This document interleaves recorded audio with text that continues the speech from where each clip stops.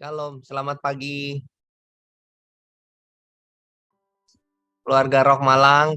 Terima kasih, saya disayang sekali nih sama keluarga Rock Malang. Oke, saya senang bisa ketemu lagi ya.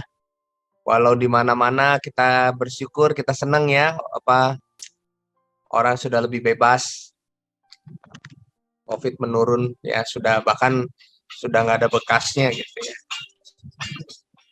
Bapak Ibu, mari kita berdoa sebentar sebelum kita dengar firman Tuhan. Kita doa sama-sama. Tuhan, kami memohon anugerah-Mu, kami memohon hikmat-Mu, kami mohon Roh Kudus-Mu menyatakan kebenaran. Kami memohon Roh Kudus mengajar kami, supaya kami tetap hidup, supaya kami berjalan semakin serupa dengan, semakin seperti Kristus Tuhan. Lewat mengingat hari kenaikan-Mu saat ini Tuhan, ajar kami Tuhan lewat firman. Dimuliakanlah nama-Mu, datanglah kerajaan. Dalam nama Tuhan Yesus kami berdoa padamu Tuhan. Amin. Kalau kita ngomongin hari kenaikan Tuhan Yesus, kayaknya 3 peristiwa ini tadi dari ya song leader juga sudah diucapkan tidak bisa dilepaskan. Sebuah peristiwa yang saling berkaitan, yaitu kematian, kebangkitan dan kenaikan Tuhan Yesus. Itu nggak bisa peristiwa ya, 3 peristiwa terkait yang membuktikan bahwa Yesus hidup. Ya, jadi mau nggak mau ketika kita membahas, kita mengingat kenaikan Tuhan Yesus, kita juga akan berbicara tentang kematiannya, kebangkitannya. Ya, dan Dr. Lukas, saya sebut Dr. Lukas, juga menunjukkan hal yang sama. Ya, dia menjelaskan kisah ini kejadian yang memang 3 ini akan berkaitan kalau kita bicara bahwa Yesus adalah pribadi yang hidup. Kisah Rasul 1 ayat 3, kepada mereka ia menunjukkan dirinya setelah penderitaannya selesai. Ya. Dan dengan banyak tanda yang membuktikan bahwa ia hidup. Sebab selama 40 hari ia berulang-ulang menampakkan diri dan berbicara kepada mereka tentang kerajaan Allah. Jadi selama 40 hari Tuhan Yesus hanya bicara satu tema, the kingdom of God. Oke, dan supaya tema itu makin kenceng, tema itu benar-benar membekas, tema itu benar-benar tidak akan dilupakan, benar-benar masuk ke dalam sanubari para murid-muridnya, ya. Maka kematian dan kebangkitan itu benar-benar menjadi sebuah bukti yang dia tunjukkan berulang-ulang pada mereka. Ya, dalam terjemahan Berean Study Bible, after his suffering, he presented himself to them with many convincing proof, dengan banyak bukti yang meyakinkan, ya lebih jelas lagi, that he was alive. Ya, tema kita, he was alive, dengan banyak bukti yang meyakinkan. Oke, bagaimana mungkin mau kerajaan yang tidak tergoncangkan kalau nggak bisa tunjukkan, nggak bisa kasih bukti yang meyakinkan bahwa dia hidup. He appeared to them over a span of 40 days and spoke about the kingdom of God. Bapak Ibu, kenapa saya dapat ide untuk membagikan tema ini judulnya Alive? Karena kata convincing proofs ini menarik Bapak Ibu. Ternyata ketika kita pelajarin sejarah, banyak para ahli sejarah, para profesor, para dokter itu, mereka tuh benar-benar belajar dan membuktikan bukan dari sisi supernatural, bukan dari sisi mujizat, ya, spiritual dan lainnya, tapi benar-benar yang kata convincing proof. Ya, itu benar-benar mereka cari. Jadi dengan metode kriminal, kalau Bapak Ibu cek di YouTube itu ada namanya cold case Christianity. Jadi mantan ahli forensik pembunuhan, di mana pembunuhan yang sudah terjadi 30 tahun yang lalu pun mereka bisa bongkar, mereka bisa nemukan, ya, kasus itu bisa selesai. Pelakunya siapa, penyebabnya apa? Itu bisa dibuktikan walaupun terjadi 30 tahun yang lalu. Itu begitu ahlinya orang ini ya, dia begitu ahli dan dia orang yang nggak percaya Yesus. Saking dia nggak percaya Yesus dan dia nggak bisa diyakinkan hanya dengan mujizat. Karena dia begitu logik gitu ya. Dia kadang ada orang-orang yang seperti ini. Jadi waktu dia tergerak untuk tahu siapa Yesus itu, kata bukti bahwa dia hidup itu menarik sama dia. Jadi dengan metode cold case, ya kasus yang sudah beku, mengecek kriminal yang sudah lama terjadi, dia coba terapkan dan akhirnya itu membuat dia sungguh-sungguh mempercayai bahwa Yesus itu Tuhan dan Yesus itu hidup. Menarik Bapak Ibu. Ya, jadi kita ya orang bilang kita nih charismatic. We don't have a problem. Kita nggak punya masalah untuk percaya bahwa Yesus hidup. Kenapa? Karena kita ini boleh dibilang lebih banyak ngalamin supernatural, ya ngalamin bahwa dia nyata ini. Tapi ingat bahwa ada kalanya Tuhan tuh bisu loh. Ada kalanya Tuhan izinin kita nggak ngalamin apa-apa. Kita nih dia dibawa dalam situasi, kok gua berdoa saya ini tidak ada rasa apa-apa. Nah, di titik itu kita benar-benar mesti punya iman yang benar, ya, bahwa Yesus itu hidup. Nah, orang-orang saudara-saudara kita dari grup-grup yang Injili dan sebagainya, mereka dalamin hal ini. Kita perlu mengerti Bapak Ibu. Sebelum kita belajar lebih dalam, ya. Seorang bernama Charles Chuck Colson. Dia ini penasehat Presiden Nixon. Dia pernah dipenjara selama beberapa waktu karena kasus Watergate. Oke, saya nanti Bapak Ibu cek aja. Intinya kasus Watergate ini kasus penyimpangan yang membuat Presiden Nixon jatuh. Oke. Nah, salah satu yang terlibat mesti masuk penjara itu Charles Chuck Colson. Karena dia penasehat terbaiknya. Dia terlibat. Nah, di penjara itu intinya dia ketemu Tuhan dan dia bertobat dan dia mendirikan pelayanan penjara. Nah, ini kesaksian dia. Saya tahu kebangkitan itu fakta. Watergate sudah membuktikannya untuk saya. Bagaimana? Karena ada 12 orang bersaksi, mereka telah melihat Yesus bangkit dari kematian dan mereka memproklamirkan kebenaran itu selama 40 tahun. Tidak sekalipun membantahnya. Semua mereka dipukuli, disiksa, dilempari batu, di penjara. Mereka tidak akan bertahan jika itu tidak benar. Kenapa dia yakin seperti itu? Karena kasus Watergate melibatkan 12 orang paling berkuasa saat itu di Amerika. Dan mereka nggak mampu berbohong 3 minggu doang. Mereka diuji, mereka dicecer dengan berbagai bukti dan fakta. Akhirnya mereka nggak bisa bohong. Ya, mereka nggak bisa mempertahankan pendapat argumen mereka dan akhirnya terbongkar kasus itu. Lalu dia bilang, Anda katakan kepada saya 12 rasul itu telah berbohong selama 40 tahun. Tidak mungkin. Nggak mungkin orang mempertahankan kebohongan itu rela sampai disiksa, dilempari batu, dipenjara, dibunuh dan sebagainya.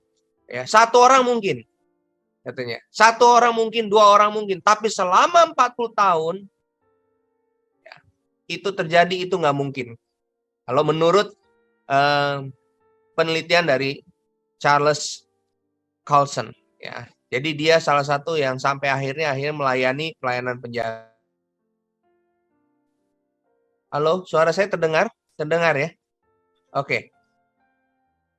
Nah, ini ayat yang banyak dipakai oleh para dokter dan profesor teologi yang berhasil ya, menggugurkan perdebatan dari para ateis. Ya, jadi di dunia ini Bapak Ibu ada ateis yang tidak percaya bahwa Yesus itu ada, tapi ada yang grup kedua yang percaya bahwa Yesus historis itu Yesus itu ada, oke, tapi dia nggak bangkit. Dia pernah ada tapi dia nggak bangkit, apalagi naik. Jadi hanya sejarah saja personal. Tapi ada grup yang ketiga yang kita percaya bahwa dia adalah Tuhan. Dia mati, dia bangkit, dan dia naik ke surga. Nah, ayat ini dipakai oleh para profesor dan dokter ini untuk membuktikan secara ilmiah bahwa Yesus itu hidup. Oke, karena dari ayat ini semua terbukti. Sebab yang sangat penting telah kusampaikan padamu, kuterima sendiri bahwa Kristus telah mati karena dosa-dosa kita sesuai dengan kitab suci bahwa ia telah dikuburkan, ia telah dibangkitkan pada hari ketiga sesuai dengan kitab suci. Ya, jadi Paulus menyaksikan, iya benar, dia sesuai kitab suci, dia telah mati dan bangkit pada hari ketiga. Ia telah menampakkan diri pada Kefas, kepada 12 murid, sesudah itu lebih dari kepada 500 saksi. Dan kebanyakan dari mereka masih hidup sampai sekarang. Artinya, waktu Paulus tulis surat ini, 500 saksi yang punya pengalaman dengan Yesus bahwa ia ada, ia mati dan bangkit. Waktu Paulus tulis surat ini, orang itu masih ada. Oke, orang itu masih ada. Selanjutnya ia menampakkan diri sendiri kepada Yakobus. Ya, yaitu saudara Tuhan Yesus yang nggak percaya, yang menganggap Tuhan Yesus itu kelainan jiwa. Kemudian pada para rasul, dan yang paling akhir dari semuanya, ia menampakkan diri juga kepadaku, sama seperti kepada anak yang lahir sebelum waktunya. Jadi surat ini dipakai untuk menggugurkan semua perdebatan para ateis dan yang percaya Yesus historis. Bahwa Yesus hidup, Yesus mati, dan Yesus bangkit. Ya, kenapa? Karena pertama, surat Paulus ini surat yang asli, terbukti. Ya, tulisan dan semuanya terbukti asli. Dari itu dulu, itu nggak bisa disangkal. Yang kedua, ketika Paulus tulis surat ini, dia bilang 500 saksi itu masih hidup. Ya, karena jedanya hanya 30 tahun dari peristiwa, kurang lebih 30 tahun dari peristiwa kebangkitan Tuhan Yesus. Hanya 30 tahun. Jadi saksinya 500 itu masih ada yang menyaksikan Yesus mati, Yesus bangkit, bahkan Yesus naik ke surga. Mereka masih ada. Oke, dan 500 itu mereka begitu dekat dengan yang namanya Paulus. Ya, murid yang paling dari ring kedua, ya, 3 orang yang paling dekat dengan Tuhan Yesus. Yang paling intim kan Yohanes. Dan yang terakhir dia bilang ada Yakobus. Yakobus itu saudaranya Tuhan Yesus. Dia yang tadinya nggak percaya bisa berubah, dia bilang. Ini yang setelah ditarik secara ilmiah, semua perdebatan itu gugur.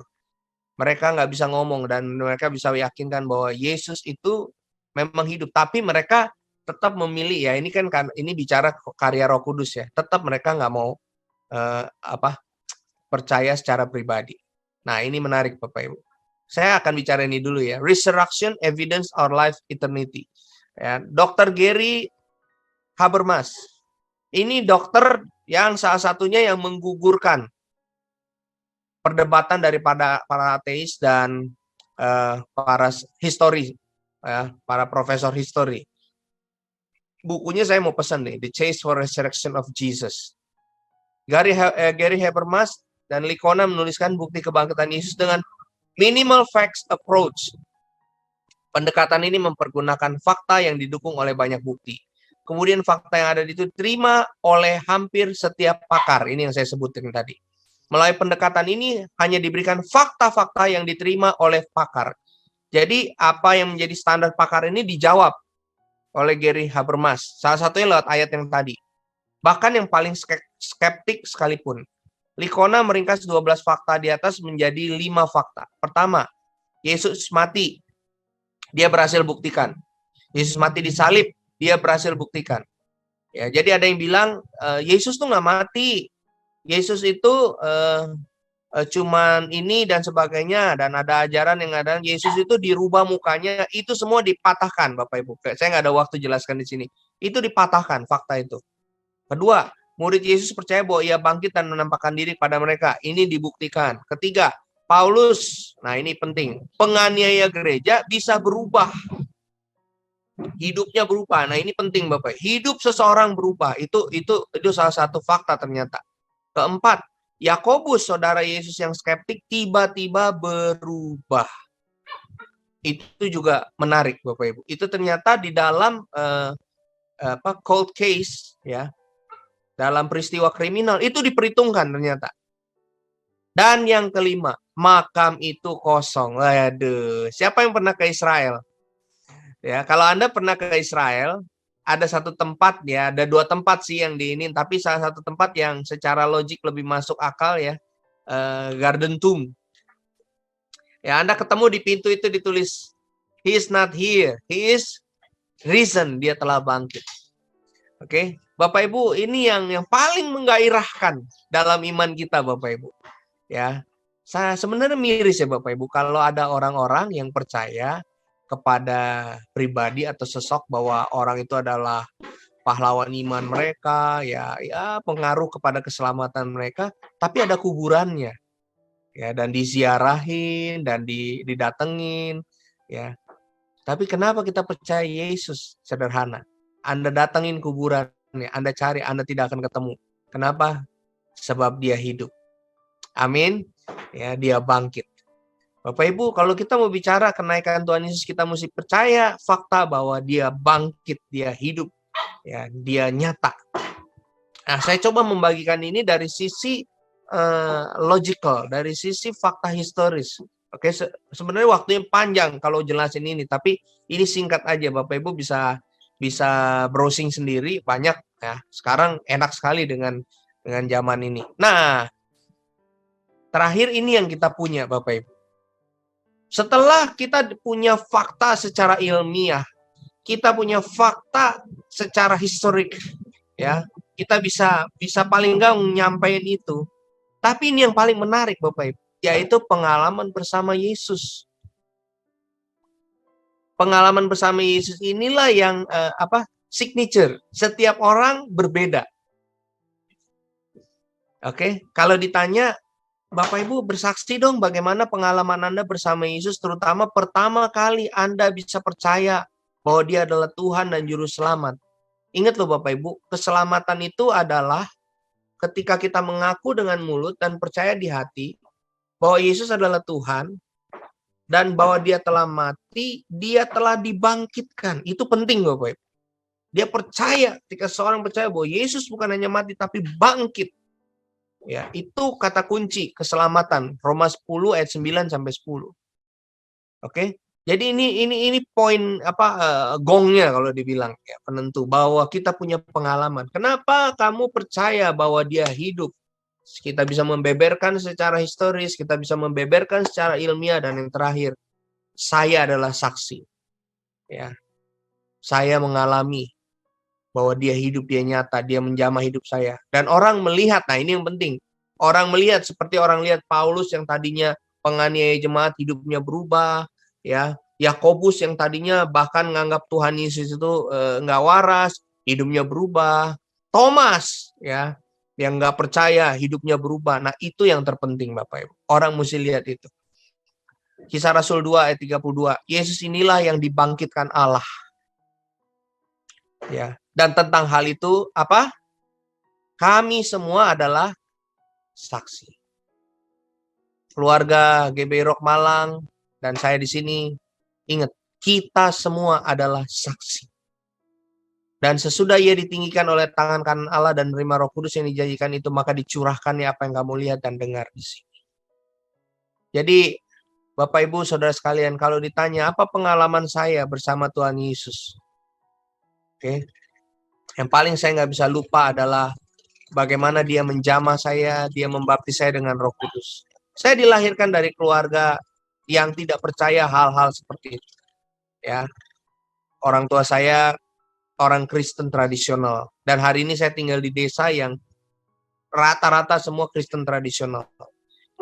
Mereka nggak percaya, bahkan yang namanya kepenuhan Roh Kudus itu dianggap sebagai kepenuhan roh yang lain. Saya ingat satu kali ketika dalam sebuah pertemuan doa, tidak ada yang sentuh saya, tidak ada yang doakan saya. Tiba-tiba saya merasakan ada pribadi yang hadir.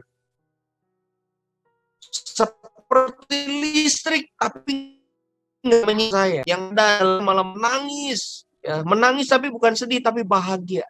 Dan ketika saya ngalamin itu, tubuh saya bergetar dengan kuat. Nggak ada yang bisa tahan. Sampai saya ingat koko saya ada di sebelah saya, dia kaget, dia pegangin saya. Saya bergetar. Dan di situ saya nggak sadar, tiba-tiba saya ngerasa di hati saya ada sebuah bahasa baru. Tiba-tiba ada yang dorong saya, ucapkan. Ketika saya ucapkan, itulah pertama kalinya saya mengalami dibaptis oleh Roh Kudus. Pengalaman pertama berbahasa lidah. Itu pengalaman sih, saya nggak pernah lupa sampai sekarang. Detik itu tiba-tiba saya berubah. Saya menjadi pribadi yang begitu, yang seneng ceritain tentang Tuhan. Ya, korban pertama saya itu sahabat saya. Saya langsung ceritain dia tentang Yesus dari jam 9 malam sampai jam 2 pagi. Karena dia orang juga gereja tradisional. Dan hari ini dia juga melayani Tuhan. Ya, dia adalah orang yang setia sama Tuhan. Dia ciptain banyak lagu yang tentang pengalaman bersama Tuhan. Jadi kita adalah saksi, ini kunci gongnya. Ya, dan saya percaya setiap Anda punya pengalaman. Oke? Kita nggak bisa mau khotbahin apa? Kenaikan Tuhan Yesus. Ya peristiwa begitu aja dia naik ke surga. Tapi ada banyak hal yang terkait dengan itu yang perlu bisa kita ingat sama-sama. Nah, setelah kita tahu bahwa secara ilmiah, secara historis, dan secara pengalaman pribadi, kesaksian pribadi, kita yakin bahwa dia adalah Yesus, Tuhan dan Raja yang hidup, ya, yang telah mati, telah bangkit, dan hari ini kita ingat dia naik ke surga. Ya. Bukan Iron Man yang naik ke surga, bukan Thor yang pergi, bukan, itu film. Tapi ada pribadi yang nyata yang pernah naik ke surga. Dan dia akan kembali, yaitu Yesus. Maka sekarang mari kita belajar apa yang menjadi wasiat dia. Ya. Menjelang kematian, kebangkitan, dan kenaikannya. Itu penting, Bapak. Saya beberapa waktu lalu, saya antar mama saya ke bandara. Karena mama saya setelah sekian waktu akhirnya putuskan, mama mau ke Jakarta, ya begitu. Kalau udah tua kan gitu. Kapan dia mau, dia pergi. Kan saya antar dia ke bandara, biasa. Dalam perjalanan ke bandara, ada aja yang dia akan pesankan sama saya. Ya, Steven, kalau mama nggak ada, ya karena dia punya toko, nanti begini ya, nanti begini ya, nanti begini ya. Nah, itu biasanya wejangan itu kita ingat sampai dia balik. Betul ya, Bapak Ibu? Ya, kenapa? Karena yang dia ingat, yang sampaikan biasanya penting. Steven, nanti ini tolong begini ya, dia akan minta tolong. Dan dia juga akan ngomong ke istri saya. Kenapa? Karena tokonya mau nggak mau kami yang bantu pantau di sini. Biasa ada wejangan sebelum dia berangkat. Dan wejangan itu kita berusaha lakukan sebaik mungkin sampai dia kembali. Dan ingat, sebelum Yesus ngalamin penderitaan, kebangkitan, dan kenaikannya, dia menyampaikan beberapa hal yang perlu kita ingat. Dan ini sederhana, Bapak Ibu, tapi saya rasa saya perlu bagikan. Oke, wasiat sang kehidupan. Ya, alive. Yang pertama, wasiat dia kayaknya sederhana sekali. Hidup dalam kasih Allah. Kenapa saya tulis kasih Allah? Karena beda. Agape. Bukan philea. Agape. Kasih tanpa syarat. Sesuatu yang sering dinyanyikan, sesuatu yang sering dikhotbahkan, sesuatu yang bahkan sering diaktingkan dalam pelayanan, tapi belum tentu sesuatu itu sudah menjadi gaya hidup kita setiap hari selama 24 jam. Padahal kalau kita bicara gong terakhir, kita percaya bahwa Yesus hidup, itu adalah pengalaman kita bersama Tuhan dan orang melihat bagaimana hidup kita berubah. Oke, istri saya kalau cerita sama orang, ada satu kalimat yang saya diam-diam saya kagum sama Tuhan. Ya, saya memang Tuhan gitu. Karena saya tahu saya nggak mungkin kayak begini. Ya, dia suka bilang sama orang, kamu ya kalau ketemu Stephen yang dulu, percaya deh kamu nggak mau deket-deket sama dia. Ya. Gua aja sebel banget deket-deket sama dia, tapi entah kenapa gue tertarik sama dia. Cia, ya. Dia orang yang nyebelin, dia orang yang nggak enakin. Dia orang yang kalau jalan mukanya selalu cemberut. Dia orang yang kalau ngomong ketus, dia kalau ngomong tuh nyalain orang, nyakitin orang. Jadi kalau kamu ketemu dia yang dulu, walaupun dia saat itu mungkin udah di gereja, kamu nggak akan mau deket-deket sama dia. Tapi Tuhan ubah. Ya, dan di situ saya mesti ngaku, nggak ada peran saya sedikit pun. Semua karena kemurahan Tuhan. Nah, ini wasiat dia sama kita. Sementara itu sebelum hari raya Paskah mulai, Yesus tahu bahwa saatnya sudah tiba untuk beralih dari dunia ini kepada Bapa. Sama seperti ia senantiasa mengasihi murid-muridnya, demikianlah sekarang ia mengasihi mereka sampai kepada kesudahannya. Saya lanjut langsung ayat keempat. Ayat 34. Aku memberi perintah baru kepada kamu. Sama-sama kita baca Bapak Ibu, yaitu supaya kamu saling mengasihi.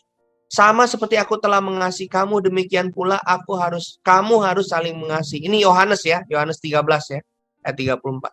Lihat ya standarnya, sama seperti aku telah mengasihi kamu, demikian pula kamu harus saling mengasihi. Standarnya tinggi banget tuh.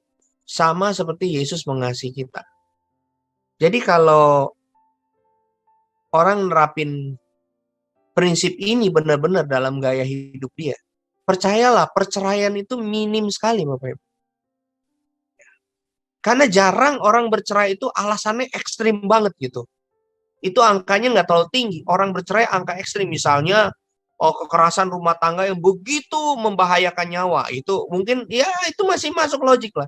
Tapi banyak orang bercerai itu alasannya bukan alasan ekstrim. Yang waktu dicek-cek lagi, semua balik lagi ini. Apakah kita mengasihi seperti Kristus mengasihi? Oke. Dengan demikian, nah ini penting. Dengan demikian, semua orang akan tahu bahwa kamu adalah murid-muridku. Yaitu jikalau kamu saling mengasihi. Seperti apa? Seperti aku telah mengasihi kamu. Makanya wasiatnya adalah hidup dalam kasih Allah. Di hari kita mengingat kenaikan Tuhan Yesus, mari kita ingat nih wasiat dia sebelum dia pergi. Ayo, agape yuk. Ya, kayaknya kalau gereja kelas dengan konflik dengan hal-hal yang nggak berguna dalam pelayanan itu, kita kayaknya malu deh. Kenapa? Kita nggak bisa buktikan Yesus hidup secara ilmiah terbukti, secara historis terbukti, tapi secara kesaksian hidup kita gagal kalau begitu. Nah, lihat Bapak Ibu, kenapa dia mesti mengingatkan kita tentang hidup dalam kasih Allah? Karena dalam salah satu khotbahnya tentang akhir zaman, Tuhan Yesus berkata begini, karena makin bertambahnya kedurhakaan, maka kasih kebanyakan orang akan menjadi dingin. Kata kasih di sini, dia pakai kata yang sama, agape. Agape. Jadi bisa nggak kita simpulkan bahwa ini akan lebih banyak bicara ke orang percaya loh, kalau dia pakai kata agape. Tetapi orang yang bertahan sampai kesudahannya akan selamat. Lihat Bapak Ibu, ternyata di akhir zaman kita mesti waspada. Agape akan jadi dingin. Yang padahal kasih Allah kita punya. Tapi kalau kita bertahan sampai kesudahannya akan selamat. Dan Injil kerajaan ini akan diberitakan di seluruh dunia menjadi kesaksian bagi semua bangsa. Sesudah itu baru tiba kesudahannya. Ternyata orang yang bertahan, inilah yang akan menjadi bagian dari kedatangan Tuhan. Kenapa? Karena agape yang memampukan kita membagikan Injil kerajaan Allah. Oke. Dan saat ini adalah saat yang paling tepat di mana kita percaya Yesus akan begitu dekat datang. Kenapa? Pemberitaan Injil itu sudah begitu mudahnya. Ya Bapak Ibu, begitu mudahnya. Hari ini saya ada di desa, mohon maaf Bapak Ibu ya, bukan mau merendahkan. Yang kalau mereka datang ke resto, kadang-kadang ada yang nggak pakai baju. Laki ya, kalau perempuan nggak, laki. Kadang nggak pakai baju. Yang mereka datang ke resto saya, kadang-kadang sampai di depan pintu, sendalnya masih dibuka. Dalam arti kata, mereka masih begitu tradisional adatnya. Mereka begitu menghargai orang. Jadi dalam berbagai hal mereka masih tradisional. Ini di sini loh Bapak Ibu. Tapi lucunya, rata-rata mereka bisa buka TikTok. Mereka bisa nonton TikTok. Wah, jadi kalau sambil makan tuh duduk nggak jauh nontonnya TikTok. Kalau nggak TikTok, main game online tembak-tembakan. Artinya di tempat yang tradisional, orang bisa akses teknologi.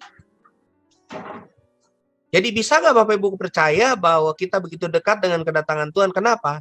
Karena dengan teknologi, Injil Kerajaan Allah sangat mudah diberitakan. Oke? Tinggal suku-suku terdalam aja ketika dia bisa dapat akses teknologi, mereka akan dengar Injil. Ya.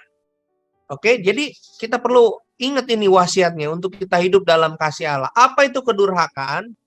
Ternyata terjemahannya lawlessness. Dalam bahasa aslinya anomia. Apa itu anomia? Anomia itu adalah the condition without law. Kondisi di mana hukum udah nggak bekerja, artinya kuasa Allah. Ya. Hukumnya Allah nggak lagi bekerja. Kenapa? Yang pertama, karena ignorant of it. Karena kita yang abaikan. Ignore, abaikan. Yang kedua, because of violating it. Iblis akan berusaha membuat kita kasihnya jadi dingin. Oke, kita jadi durhaka dengan cara apa? Yang pertama, kita dibuat terlena sehingga mengabaikan kasih Allah. Kita dibuat terlena, kita dibuat nggak waspada. Oke. Hari ini kan drakor gila-gilaan ya. Orang tuh, saya sih nggak salahin ya. Saya juga demen nonton gitu ya, drakor. Tapi hati-hati loh. Di dalam film itu kan pola paradigm budaya itu ditransfer. Ada orang dia terbawa emosi nonton film drama, tanpa sadar dia abain akhirnya prinsip dia gitu. Ya, biasanya bisa nonton, wah gua sih kalau digituin tuh, wah gua akan begini, wah emosi dia ke bawah, dia lupa dia anak Tuhan. Ya, karena terbawa. Oke. Nah, yang kedua yang gawat Bapak ya, violating, sengaja ngelanggar. Kita sengaja langgar itu. Kenapa? Karena mungkin kita pahit. Karena mungkin kita begitu dilukai. Karena kita begitu disakitin. Makanya di hari ini kita mau ingat. Ini wasiatnya Tuhan Yesus. Di hari-hari terakhir sebelum dia mengalami penderitaan, kebangkitan, dan kenaikannya. Dia ingetin kita. Aku beri perintah baru. Ingat Bapak Ibu. Message utama kita adalah kerajaan Allah. Di dalam kerajaan, perkataan raja adalah hukum. Para suami, para istri, ingat loh. Tuhan kasih perintah sama kita, para orang tua. Kamu harus saling mengasihi seperti aku mengasihi kamu. Ketika Anda merasa hubungan keluarga Anda, hubungan pernikahan Anda mungkin hambar, tawar, ingat satu ini. Yang membuat pernikahan, yang membuat keluarga kita bertahan, bukan kebaikan orang di sekeliling kita. Bukan. Tapi karena perintah Yesus, kita yang harus memulai mengasihi. Kalau kita sadar itu, kita nggak tuntut orang berubah. Kalau kita sadar itu, kita nggak tuntut. Memang nggak mudah Bapak Ibu. Ya, terutama buat tipe-tipe kayak Pak Sugiharto kayaknya ungu hijau ya Pak? Apa ungu merah Pak? Kalau saya lihat dari tipikalnya sih ungu nih pasti nih Pak ya. Ya. Tipe-tipe kayak kita ini kalau udah dibeset hatinya, aduh ya Pak ya. Ya, kita ngampunin gitu. Tapi memorinya tuh kayaknya kalau teringat, powernya, damage-nya kenceng kalau anak sekarang. Ya, kena mental ya Pak ya, kalau bahasa anak sekarang. Kalau kita dilukai itu kayaknya gimana. Tapi ini yang menolong kita untuk kita bisa mengasihi. Ingat Bapak Ibu, yang pertama, ayo di hari kenaikan ini ingat bahwa agape itu adalah perintah Dia. Ya, harus kita saling mengasihi. Kita bisa konflik dalam bentuk apapun, dalam pelayanan, dalam bentuk apapun. Mungkin secara teknis kita bisa ninggalkan, kita bisa berhenti dari tugas pelayanan kita. Tapi ingat, agape itu nggak boleh berubah, Bapak. Ya, banyak orang pisah gereja, tapi juga pisah hubungan. Nah, itu yang repot. Ya, itu yang repot. Alkitab juga tulis, Paulus pernah pisah pelayanan, pernah konflik, tapi hubungannya tetap membaik, Bapak. Kenapa? Karena dia inget ini. Ya. Bahkan dia tulis Markus yang ninggalin dia itu adalah anak dia, padahal tadi dia marah sekali. Kenapa? Karena agape. The bond of perfection, ikatan yang menyempurnakan. Oke? Ini yang perlu kita ingat. Setelah kita percaya bahwa dia hidup, wasiat dia. Yesus berkata kepada mereka, makananku adalah melakukan kehendak dia yang mengutus aku dan menyelesaikan pekerjaan. Mari kita sama-sama baca, melayani orang lain sehingga mengalami kasih Allah akan membuat kehidupan rohani kita tetap kuat. Bapak Ibu, salah satu kita latihan agape adalah tidak berfokus sama diri sendiri. Ya, tahu nggak Bapak Ibu, kadang-kala kita nih kejebak. Kita nih begitu setia sama jadwal pelayanan. Ya, kita begitu terjebak sama jadwal pelayanan, tapi kita ini secara personal sudah nggak pernah buka diri kita dijadikan alat Tuhan untuk menyentuh hati orang dengan kasih Allah. Akibatnya apa? Kita jadi robot, Bapak Ibu. Ya, hari ini ada doa ini, hari ini ada jadwal saya ini, hari ini, tapi kita personally udah nggak pernah nyentuh hati orang. Makanya kita bingung, kok kayaknya hambar ya, kok kayaknya saya bosen ya kayak ini. Kenapa? Kalau kita nggak pernah izinan diri kita dipakai untuk menyaksikan kasih Allah, untuk mendoakan orang, melayani orang, percaya deh, kita pasti hambar. Pasti hambar. Kalau kita nggak pernah buka diri kita untuk bersaksi, ceritakan Injil Tuhan sama orang, bersaksi, menyampaikan kasih Kristus sama orang, pasti hambar. Saya dorong Bapak Ibu, kalau Anda benar-benar ngalamin kasih Tuhan Yesus, pasti Anda pernah bersaksi.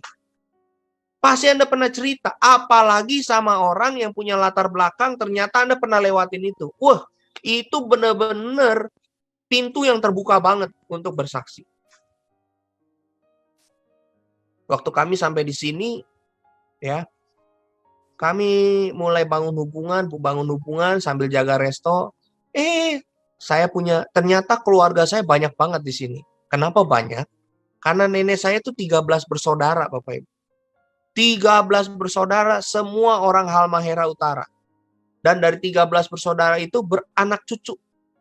Dan ternyata sebagian besar mereka menetap di Halmahera Utara. Akibatnya apa? Begitu saya ada di sini, jalan ke sana dikit, itu sepupu saya. Jalan sedikit-dikit, jalan dikit, itu masih sepupu saya. Jalan begini dikit, itu masih sepupu saya. Akibatnya, begitu saya ada di sini, saya punya adik sepupu banyak. Nah, singkat cerita, saya melayani ya adik sepupu saya. Ketika ngobrol, kita yang dibesarkan dengan pemuritan, itu selalu cari cara gimana bisa beritakan Injil. Makanya orang perlu dimuritin gitu Bapak Ibu. Ya, kami dulu muda dimuritin gila-gilaan gitu. Jadi biarpun udah punya anak, udah ini tetap mungkin mobilitas kita udah nggak kayak anak muda, tapi sederhana. Setiap ada celah, kita cari cara beritakan Injil. Saya tahu bahwa saya harus beritakan Injil sama adik saya ini. Akhirnya kami bisa beritakan Injil sama dia. Dan akhirnya hari ini kami suami istri lagi bina BPN dia. Ya, dia bawa calon dan istri saya mulai menyaksikan kasih Allah, bagaimana hidupnya berubah. Ternyata calonnya broken home. Dan bagaimana caranya? Kita beritakan kasih Kristus dulu. Dan hari ini kami lagi dalam proses tempelin, layanin, mengasihi, supaya adik kami ini bisa bertumbuh dalam Tuhan. Oke? Ingat Bapak Ibu, makanan kita adalah melakukan kehendak Allah, yaitu menyatakan agape Tuhan buat orang lain. Kalau secara personally kita udah anggap remeh ini, violating it bahkan, kita anggap remeh, kita nggak mau lakukan, hati-hati Bapak Ibu, kita bisa dingin. Nah, jadi kalau Anda yang mulai ngerasa dingin, mulai ngerasa aduh bagaimana ya, coba cek, apakah Anda masih bergairah memberitakan kasih Tuhan buat orang lain, melayani orang lain mengalami kasih Allah. Itu penting. Oke? Ini pekerjaan yang Tuhan Yesus tinggalkan wasiat sebelum dia naik ke surga. Kamu akan jadi saksiku. Oke? Pesan Injil ini harus nyampe ke ujung bumi. Kamu akan menerima kuasa kalau Roh Kudus turun ke atas kamu dan kamu akan menjadi saksiku. Oke. Kegagalan kita yang dibilang grup karismatik ini gitu, kita terlalu berkanjang memegahkan karunia-karunia sampai kita lupa bahwa karunia itu harus dipakai untuk menyentuh orang. Kenapa akhirnya saudara-saudara yang lain yang nggak percaya itu lebih banyak menghujat, ya, ngeledekin orang-orang yang justru percaya sama pekerjaan Roh Kudus. Karena mungkin kita nggak gunakan itu untuk dipakai menyentuh hati orang. Ya, saya punya sepupu ini dari Katolik, tapi dia bisa terima apa yang kita. Kenapa? Karena kami nggak nyampaikan dari sisi denominasi. Kami membagikan kasih Allah. Percayalah Bapak Ibu, ketika Anda membagikan kasih Allah, Anda membagikan isi firman Tuhan tanpa dipengaruhi oleh keinginan untuk tarik dia jadi anggota member, jadi ini, jadi itu. Benar-benar tulus. Orang terima Anda loh. Kita ini seringkali kan nginjilin orang itu di belakangnya ini udah ada embel-embelnya gitu. Kita kayak marketing gereja. Kita pengen nginjilin orang supaya dia jadi member gereja kita. Kalau dia nggak jadi member gereja kita gimana? Ya nggak apa-apa. Yang penting dia jadi anak Tuhan. Itu penting, itu yang terpenting kan. Setelah kita layani, kita buang waktu, kita lakukan investasi dan sebagainya, dia nggak bergabung sama kita, nggak apa-apa. Nah itu yang mesti kita jaga, tulus, ya, mengasihi dengan tulus, itu kasihnya Allah kan. Oke. Berikutnya, setelah kita ingat bahwa wasiatnya Tuhan Yesus adalah kita harus hidup dalam kasih Allah, wasiat yang kedua, kita harus nunjukin Bapa. Kita harus menjadi model Bapak buat orang. Ya. Ini bukan bicara kelamin Bapak Ibu. Artinya orang merasa ada rasa dikasihi, rasa diterima, rasa dihargai. Bapak Yakub Ezra bagikan gini, 3 kebutuhan dasar manusia. Dikasihi, dihargai, dipercayai. Kalau manusia dapat 3 ini, hidupnya tuh pulih. Dan saya rasa ini salah satu yang bisa dibagikan oleh orang-orang yang punya pengalaman hati Bapa. Yaitu memperlakukan orang dengan cara dikasihi, dihargai, dipercayai. Lihat ya, Filipus ini udah sama-sama Tuhan lama loh. 3,5 tahun. Yohanes 14. Tuhan, tunjukkanlah. Guide us. Show us the Father. Tunjukin kami. Itu udah cukup, kata dia. Ini kalau saya nggak baca ayat ini saya pakai bahasa sehari-hari ya. Ini kalau Tuhan Yesus tiba-tiba jawab kan, come on, Filipus, halo, kamu tiap hari jalan sama gue, lu tiap hari sama gue, tidur sama gue, makan sama gue, lu nggak lihat Bapak? Bagaimana mungkin lu masih bilang tunjukin Bapak? Saya percaya kita interpretasi ayat ini bukan negatif, Bapak Ibu. Interpretasi ayat ini bukan berarti, berarti Tuhan Yesus nggak jadi model Bapak. Bukan, justru sebaliknya. Berarti gambaran Filipus tentang Bapak itu berantakan. Ya. Kita berada di dunia yang saat ini mengalami keadaan fatherless. Itu sebabnya kita mesti tunjukin. Kita berada di keadaan dunia hari ini yang fatherless. Yang kehilangan kasih Bapa. Kemarin Pak Arifin bilang bahwa kalau selama dia pelayanan di penjara, dia menemukan bahwa di atas 90% penghuni penjara itu menjadi pelaku-pelaku kriminal. Rata-rata background mereka kehilangan kasih Bapa.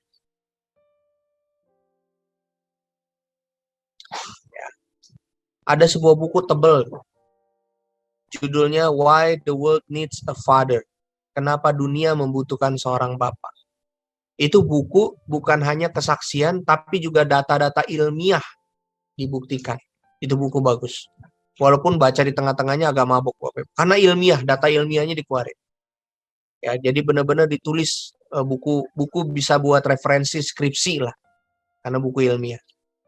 Menunjukkan bahwa dunia ini lapar akan Bapa. Hari ini saya ada di sini, saya punya karyawan dipercayakan 3 orang. Rata-rata mereka begitu dikorek. mereka kehilangan kasih Bapa. Ketika saya layani adik sepupu saya dalam pembinaan pranikah, kami masukkan sesi tentang mengenal hati Bapa. Aduh, hancur hati. Ya, mereka benar-benar kehilangan kasih Bapa. Apalagi seorang wanita ngalamin itu. Nah, ingat salah satu wasiatnya Tuhan. Dia mau kita jadi agen ini, tunjukkan kasih Bapa buat orang.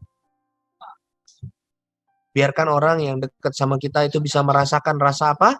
Dikasihi, dihargai, dipercayai. Oke.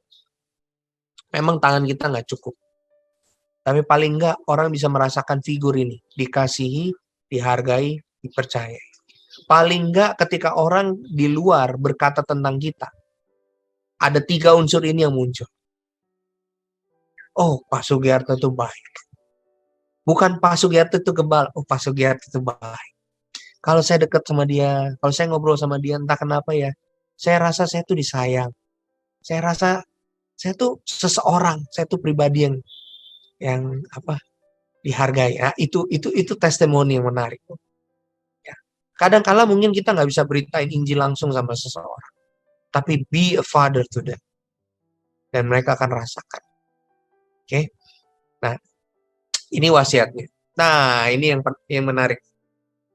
Wasiat yang berikutnya, mengabdi sambil menanti. Sama-sama kita baca, mengabdi sambil menanti. Ya, tadi yang pertama, hidup dalam kasih Allah. Ya, jangan abaikan, jangan langgar, tetap menginjil, tetap membagikan kasih Allah. Yang kedua, tunjukkan Bapa sama orang. Nah, ini yang ketiga. Hai orang-orang Galilea, mengapa kamu berdiri situ lihat ke langit? Yesus ini yang terangkat ke sorga, meninggalkan kamu.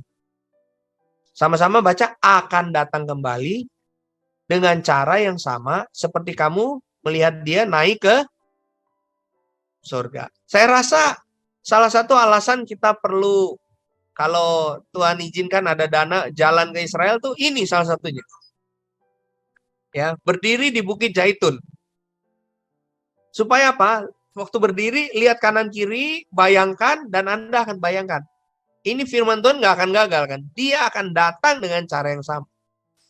Ini ayat sebenarnya merupakan salah satu ayat yang membuktikan kenapa sampai hari ini Timur Tengah itu, terutama Israel, selalu jadi ceceran.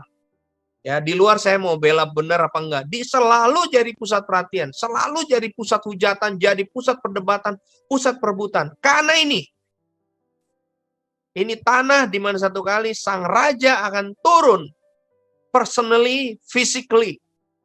Dia akan datang lagi dengan cara yang sama. Jadi kalau Bapak Ibu yang tertarik membahas akhir zaman, saya adalah pribadi yang senang belajar akhir zaman dari segala sisi. Ya.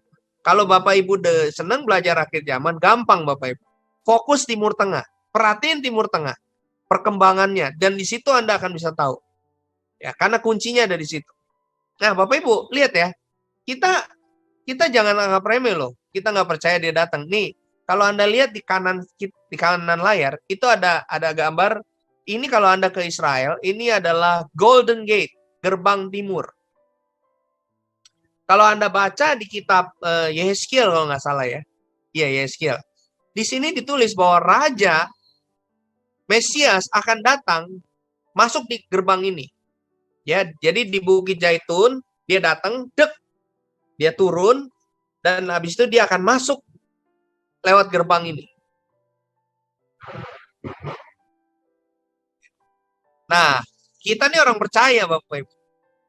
Orang nggak percaya begitu baca ini, wah, dia akan datang lagi nanti satu saat.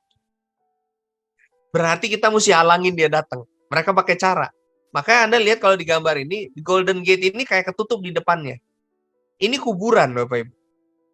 Jadi waktu Israel Yerusalem dibawa kekuasaan Ottoman Turki, mereka tahu bahwa di kitab ini tertulis saat Mesias akan datang, nanti akan masuk lewat gerbang ini.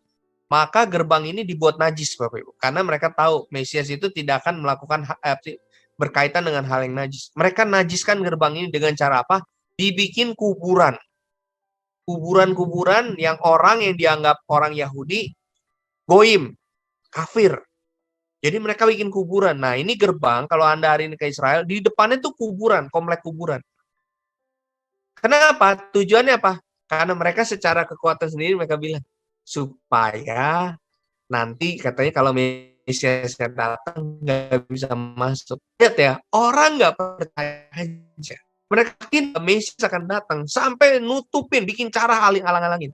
Masa sih kita Bapak Ibu, kita terbuai nggak sampai alah Tuhan masih lama lah nggak datang. Ini di zaman Ottoman Turki mereka udah panik. Oke, mari kita mesti ingat bahwa kita berada benar-benar di saat Tuhan datang itu udah makin dekat. Kenapa Bapak Ibu?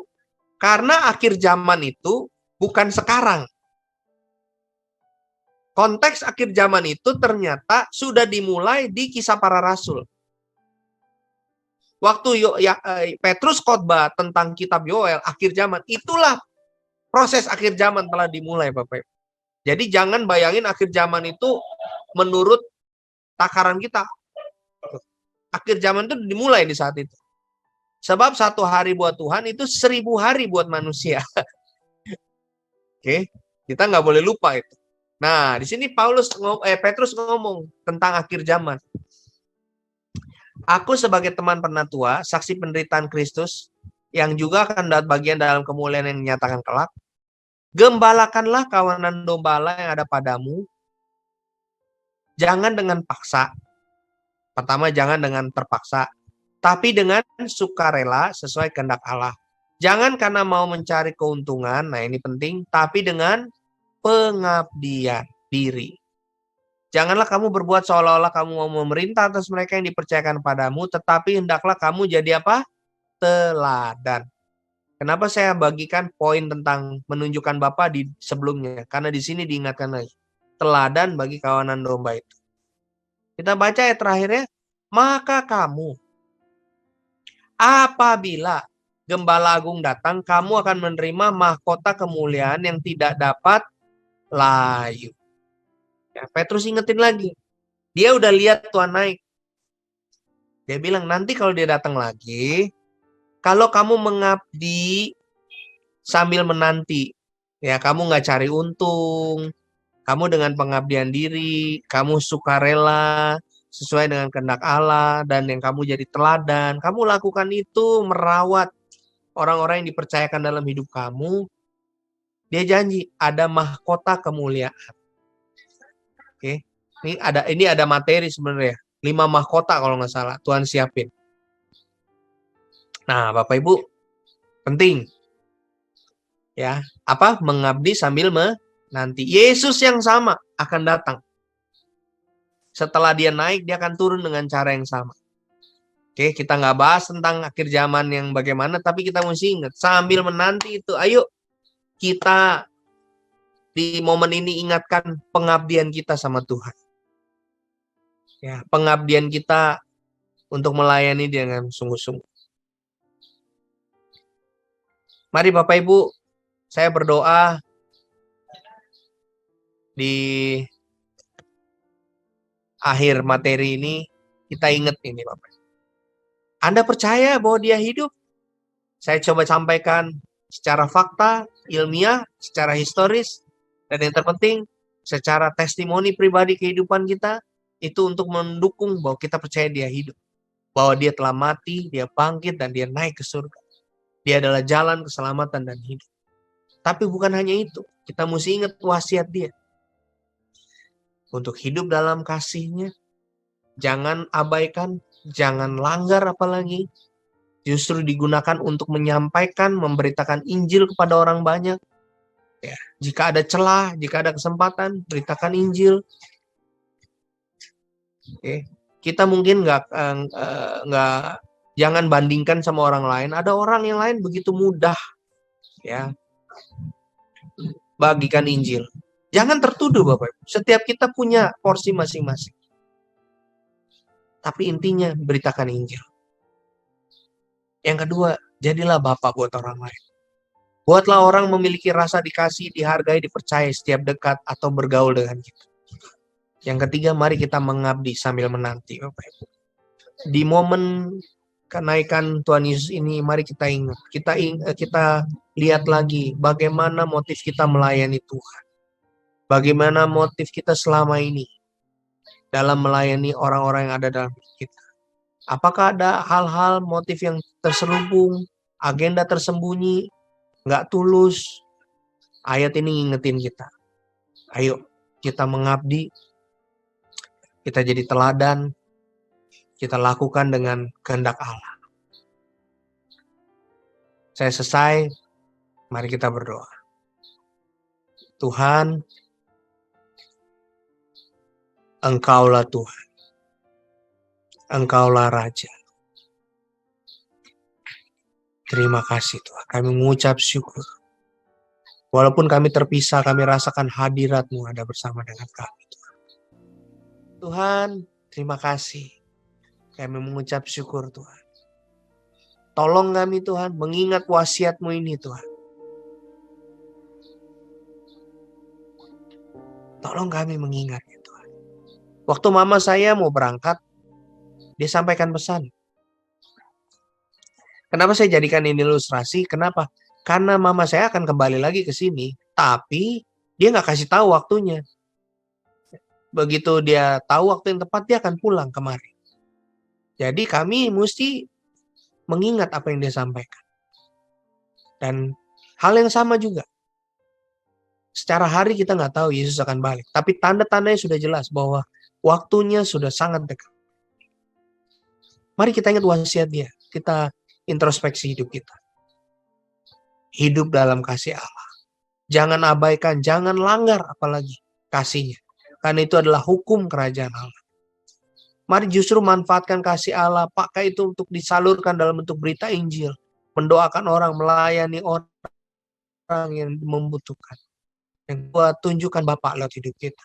Biarkan orang yang dekat sama kita merasakan dikasihi, dihargai, dan dipercaya. Yang ketiga, mari kita mengabdi sambil menanti. Melakukan pelayanan dengan pengabdian diri. Menjadi teladan dengan ketulusan. Terima kasih Tuhan. Anakmu sudah selesai, tapi engkau nggak selesai. Teruslah bicara, teruslah sampaikan isi hatimu buat umat. Berkati Tuhan keluarga kami di GBI Rock Malang. Biarkan kami bertumbuh semakin pada dengan Kristus. Berkati hamba-Mu, Pak Sugiarto dan Ibu, dan semua pimpinan. Supaya di tempat ini nama Yesus yang menang. Kasih Bapa yang dipancarkan. Terima kasih. Datanglah kerajaan-Mu dan jadilah kehendak dalam nama Tuhan Yesus. Amin.